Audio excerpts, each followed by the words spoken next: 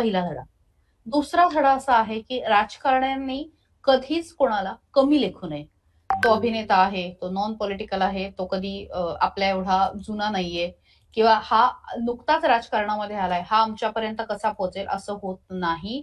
विजय थलपती यांनी मागच्या वर्षी पक्ष स्थापन केला आणि जे अनेक वर्षापासून सत्तेमध्ये आहेत, त्यांना धडा शिकवलेला आहे आणि तमिळनाडूनी भरभरून मतदान जे आहे ते माफ करा, विजय थलपती यांना दिलेला आहे. त्यामुळे तमिळनाडूमधनं आपण घेतला हा दुसरा धडा.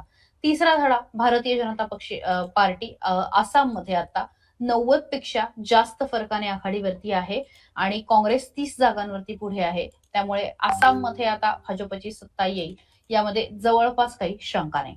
पुढचा मुद्दा आहे तो आहे केरळमधला आणि केरळमध्ये आता काँग्रेस आघाडीवरती आहे आणि जी कम्युनिस्ट पार्टी होती, मार्क्सिस्ट कम्युनिस्ट पार्टीची होती, तर ती आता पिछाडीवरती आहे. भारतामध्ये डाव्यांचं ज्या ठिकाणी बलस्थान होतं त्यामध्ये केरळ मानला जात होता. अनेक वर्ष सत्ता होती. मात्र आता संपूर्ण भारतीय राजकारणामध्येच डाव्यांसाठी एक धोक्याची घंटा आणि शेवटचं जे काही आशास्थान होतं केरळ, तर त्यातनं सुद्धा आता ते पिछाडीवरती येतात. त्यातनं सुद्धा ते बाहेर पडतायत.